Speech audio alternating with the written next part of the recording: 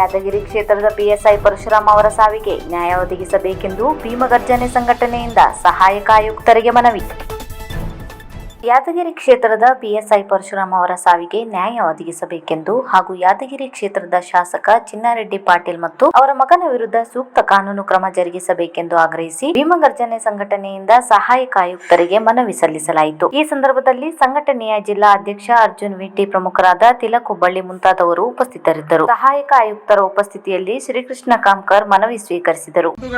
ತಮಗೆಲ್ಲ ತಿಳಿದಿರುವಂತೆ ಈಗ 3-4 ದಿವಸಗಳಿಂದ ನಾವೇನು ಮಾಧ್ಯಮದಲ್ಲಿ ನೋಡ್ತಾ ಇದ್ದೇವೋ, ಏನು ಕರ್ನಾಟಕ ರಾಜ್ಯದಲ್ಲಿ ದಲಿತರ ಮೇಲೆ ದಬ್ಬಾಳಿಕೆ ಈ ಸರ್ಕಾರ ಬಂದರೂ ಕೂಡ ಇನ್ನೂ ಕೂಡ ದಬ್ಬಾಳಿಕೆ ನಮ್ಮ ನಿರಂತರವಾಗಿ ನಡೀತಾ ಇದೆ. ಪಿಎಸ್ ಆಗಿದಂತಹ ಒಬ್ಬ ಪರಶುರಾಮನಂತಹ ವ್ಯಕ್ತಿ ಅವರು ಯಾವುದೋ ಒತ್ತಡದಿಂದ ಸಾವನ್ನಪ್ಪಿದ್ದಾರೆ ಅಂತ ಹೇಳ್ಕೊಂಡು ಅವರ ಪತ್ನಿ ಮತ್ತು ಅವರ ಕುಟುಂಬಸ್ಥರು ಈಗ ಆಕ್ರೋಶ ಮಾಡ್ತಾ ಇದ್ದಾರೆ. ನಾವೆಲ್ಲ ಗಮನಿಸ್ತಾ ಇದ್ದೇವೆ. ಅಲ್ಲಿನ ಯಾದಗಿರಿ ಕ್ಷೇತ್ರ ಶಾಸಕರಾದಂತಹ ಚಿನ್ನಾರೆಡ್ಡಿ ಪಾಟೀಲ್ ಮತ್ತು ಅವರ ಮಗ ಇಬ್ಬರೂ ಕೂಡ ಅವರ ಮೇಲೆ ಒತ್ತಡವನ್ನು ಹೇರಿ, ಕಾರಣ ಒಂದೇ, ಅವರು ದಲಿತ ಅನ್ನುವಂತ ಕಾರಣ. ಈವರೆಗೆ ದಲಿತರು ಯಾವುದೇ ಕಾರಣಕ್ಕೂ ಮುಂದೆ ಬರೋದಂತ ಹೇಳಿದ್ರೆ ಆಗುವುದಿಲ್ಲ, ದಲಿತರು ಉದ್ಧಾರ ಆಗೋದಂತ ಹೇಳಿದ್ರೆ ಆಗುವುದಿಲ್ಲ.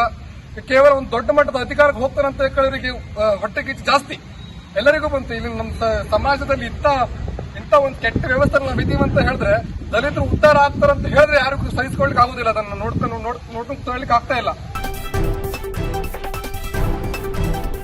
ಬಿಜೆಪಿ ಸರ್ಕಾರದಲ್ಲಾದ ಹಗರಣ ಮತ್ತು ಭ್ರಷ್ಟಾಚಾರವನ್ನು ನಾವು ಉಗ್ರವಾಗಿ ಖಂಡಿಸುತ್ತೇವೆ. ಜ್ಯೋತಿ ಪಾಟೀಲ್.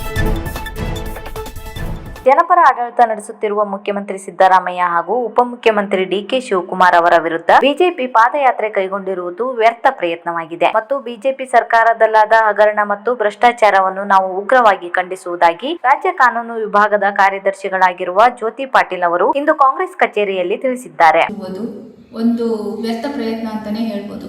ಯಾಕಂದರೆ ಬಿಜೆಪಿ ನಾಯಕರು ಮತ್ತು ಜೆಡಿಎಸ್ ನಾಯಕರು ಅತ್ಯಂತ ಕುತಂತ್ರ ಮತ್ತು ಷಡ್ಯಂತರ ಮಾಡಿ ನಮ್ಮ ಸಿದ್ದರಾಮಯ್ಯ ಅವರ ಸರ್ಕಾರವನ್ನು ಕಾಂಗ್ರೆಸ್ ಸರ್ಕಾರವನ್ನು ಬೀಳಿಸಲು ವ್ಯರ್ಥ ಪ್ರಯತ್ನ ಮಾಡುತ್ತಿರುವುದು ಒಂದು ನಾಚಿಕೆಗೇಡಿತನ ಅಂತಲೇ ಹೇಳ್ಬೋದು.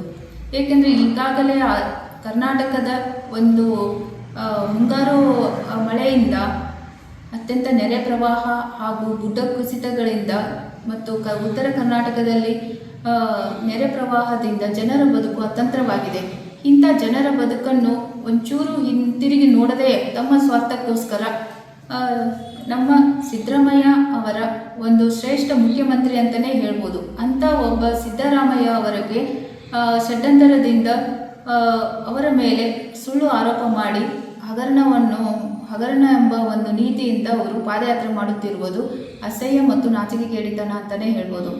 ಏಕೆಂದರೆ ಈ ಎಲ್ಲ ಬಿಜೆಪಿ ನಾಯಕರು ಕರ್ನಾಟಕದ ಪರವಾಗಿ ಕೇಂದ್ರದಲ್ಲಿ ಒಂದು ಸಣ್ಣ ಧ್ವನಿ ಎತ್ತದೇನೆ ಅನುದಾನ ತಾರತಮ್ಯ ಇರಬಹುದು ಅಥವಾ ಈಗಾಗಲೇ ಅನುಭವಿಸಿದ ಬರ ಪರಿಹಾರಕ್ಕೂ ಕೂಡ 1 ರೂಪಾಯಿನೂ ಕೇಳದಂಥ ಬಿಜೆಪಿ ನಾಯಕರು ಈಗ ಇಲ್ಲಿ ಕರ್ನಾಟಕದಲ್ಲಿ ಸುಭದ್ರ ಸರ್ಕಾರವನ್ನು ಬೀಳಿಸಲು ವ್ಯರ್ಥ ಪ್ರಯತ್ನ ಮಾಡುತ್ತಿರುವುದು ಎಲ್ಲರಿಗೂ ನೆಗಪಾಟಲಾಗಿರುತ್ತದೆ.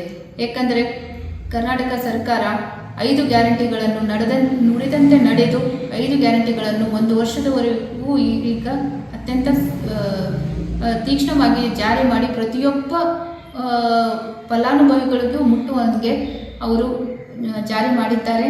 ಹಾಗಾಗಿ ಇಂಥ ಒಂದು ಅಭಿವೃದ್ಧಿ ಪರ ಇರುವ ಸರ್ಕಾರವನ್ನು ಬೀಳಿಸುವ ಒಂದು ಈ ಹುನ್ನಾರಕ್ಕೆ ನಾವೆಲ್ಲರೂ ಧಿಕ್ಕಾರವನ್ನು ಕೂಗುತ್ತೇವೆ.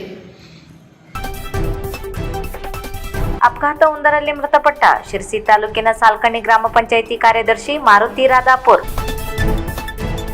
ಶಿರ್ಸಿ ತಾಲೂಕಿನ ಸಾಲ್ಕಣಿ ಗ್ರಾಮ ಪಂಚಾಯಿತಿ ಕಾರ್ಯದರ್ಶಿ ಮಾರುತಿ ರಾಧಾಪುರ್ ಅಪಘಾತವೊಂದರಲ್ಲಿ ಮೃತಪಟ್ಟಿದ್ದಾರೆ. ಇಂದು ಬೆಳಿಗ್ಗೆ ಸ್ಕೂಟಿ ಹಾಗೂ ಕಾರಿನ ನಡುವೆ ಸಂಭವಿಸಿದ ಅಪಘಾತದಲ್ಲಿ ತೀವ್ರವಾಗಿ ಗಾಯಗೊಂಡಿದ್ದ ಅವರನ್ನು ಟಿಎಸ್ಎಸ್ ಆಸ್ಪತ್ರೆಗೆ ತರುವ ಸಂದರ್ಭದಲ್ಲಿಯೇ ಅವರು ರಸ್ತೆ ಮಧ್ಯೆಯೇ ಮೃತಪಟ್ಟಿರುವ ಬಗ್ಗೆ ವೈದ್ಯರು ದೃಢಪಡಿಸಿದ್ದಾರೆ. ಬೆಳಿಗ್ಗೆ ಕರ್ತವ್ಯಕ್ಕೆ ಸ್ಕೂಟಿಯಲ್ಲಿ ಹೋಗುವ ಸಂದರ್ಭದಲ್ಲಿ ಕೋಳಿಗಾರ್ ಸಮೀಪ ಅಪಘಾತ ನಡೆದು ಅವರು ಮೃತಪಟ್ಟಿದ್ದಾರೆ.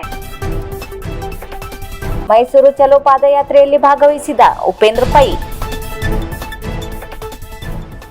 ಆಗಸ್ಟ್ 8ರಿಂದ ಕಾಂಗ್ರೆಸ್ ಭ್ರಷ್ಟಾಚಾರದ ವಿರುದ್ಧ ನಡೆಯುತ್ತಿರುವ ಮೈಸೂರು ಚಲೋ ಪಾದಯಾತ್ರೆಯಲ್ಲಿ ಉತ್ತರ ಕನ್ನಡ ಜಿಲ್ಲೆಯ ಜೆಡಿಎಸ್ ಉಸ್ತುವಾರಿಗಳಾದ ಉಪೇಂದ್ರ ಪೈ ಅವರು ಮಂಡ್ಯದಿಂದ ಶ್ರೀರಂಗಪಟ್ಟಣದವರೆಗೆ ನಡೆದ 6ನೇ ದಿನದ ಪಾದಯಾತ್ರೆಯಲ್ಲಿ ಭಾಗವಹಿಸಿದರು. ಈ ಪಾದಯಾತ್ರೆಯಲ್ಲಿ ಶಿರಸಿ ಸಿದ್ದಾಪುರ ಭಾಗದ ನೂರಾರು ಜೆಡಿಎಸ್ ಕಾರ್ಯಕರ್ತರು ಭಾಗವಹಿಸಿ ಗಮನ ಸೆಳೆದರು.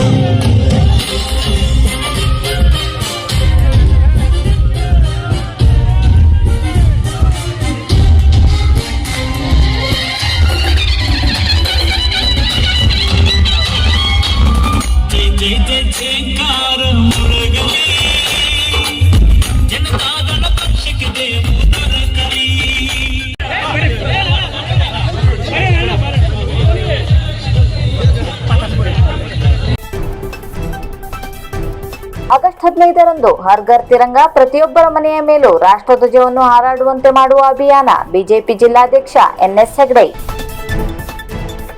ರಾಷ್ಟ್ರೀಯ ಅಧ್ಯಕ್ಷರ ಸೂಚನೆಯಂತೆ ಆಗಸ್ಟ್ 15ರಂದು ಹರ್ ಘರ್ ತಿರಂಗ ಪ್ರತಿಯೊಬ್ಬರ ಮನೆಯ ಮೇಲೂ ರಾಷ್ಟ್ರಧ್ವಜವನ್ನು ಹಾರಾಡುವಂತೆ ಮಾಡುವ ಅಭಿಯಾನ ಹಮ್ಮಿಕೊಂಡಿರುವುದಾಗಿ ಬಿಜೆಪಿ ಜಿಲ್ಲಾಧ್ಯಕ್ಷ ಎನ್ಎಸ್ ಹೆಗ್ಡೆ ಶಿರ್ಸಿಯಲ್ಲಿ ಸುದ್ದಿಗೋಷ್ಠಿ ನಡೆಸಿ ತಿಳಿಸಿದ್ದಾರೆ. ಆ ಹಿನ್ನೆಲೆಯಲ್ಲಿ ಆಗಸ್ಟ್ 15ನೇ ತಾರೀಕು ಸ್ವಾತಂತ್ರ್ಯೋತ್ಸವ ದಿವಸ ಹರ್ ಘರ್ ತಿರಂಗ ಅಂದರೆ ಪ್ರತಿಯೊಬ್ಬರ ಮನೆಯ ಮೇಲೆ ರಾಷ್ಟ್ರಧ್ವಜ ಹಾರಾಡಬೇಕು ಅನ್ನುವಂಥ ಒಂದು ಅಭಿಯಾನವನ್ನು ರಾಷ್ಟ್ರೀಯ ಅಧ್ಯಕ್ಷರ ಸೂಚನೆಯ ಮೇರೆಗೆ ಉತ್ತರ ಕನ್ನಡ ಜಿಲ್ಲೆಯಲ್ಲಿ ಅಭಿಯಾನವನ್ನು ಜೋಡಿಸಿದ್ದೇವೆ.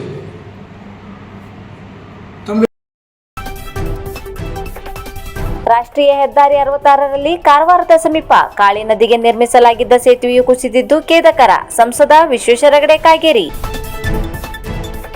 ರಾಷ್ಟ್ರೀಯ ಹೆದ್ದಾರಿ 66ರಲ್ಲಿ ಕಾರವಾರದ ಸಮೀಪ ಕಾಳಿ ನದಿಗೆ ನಿರ್ಮಿಸಲಾಗಿದ್ದ ಸೇತುವೆಯು ಕುಸಿದಿದ್ದು ಖೇದಕರ. ಜಿಲ್ಲೆಯ ರಾಷ್ಟ್ರೀಯ ಹೆದ್ದಾರಿಯಲ್ಲಿನ ಸೇತುವೆಗಳು ಹಾಗೂ ರಸ್ತೆಗಳ ಸುರಕ್ಷತೆಯ ಬಗ್ಗೆ ಅಗತ್ಯ ಮುಂಜಾಗ್ರತಾ ಕ್ರಮಗಳ ಕುರಿತು ರಾಷ್ಟ್ರೀಯ ಹೆದ್ದಾರಿ ಪ್ರಾಧಿಕಾರದ ಹಿರಿಯ ಅಧಿಕಾರಿಗಳು ಹಾಗೂ ಜಿಲ್ಲಾಧಿಕಾರಿಗಳೊಂದಿಗೆ ಚರ್ಚಿಸಿ ಮಾಹಿತಿ ಪಡೆದುಕೊಂಡಿದ್ದು, ಮುಂದಿನ ದಿನಗಳಲ್ಲಿ ಸಾರ್ವಜನಿಕರ ಸುರಕ್ಷತಾ ದೃಷ್ಟಿಯಿಂದ ಯಾವುದೇ ತೊಂದರೆಯಾಗದಂತೆ ಅಗತ್ಯ ಮುನ್ನೆಚ್ಚರಿಕಾ ಕ್ರಮಗಳನ್ನು ಕೈಗೊಳ್ಳಲು ಸೂಚಿಸಲಾಗಿದೆ ಎಂದು ವಿಶ್ವೇಶ್ವರ ಹೆಗಡೆ ಕಾಗೇರಿಯವರು ಪ್ರಕಟಣೆಯಲ್ಲಿ ತಿಳಿಸಿದ್ದಾರೆ.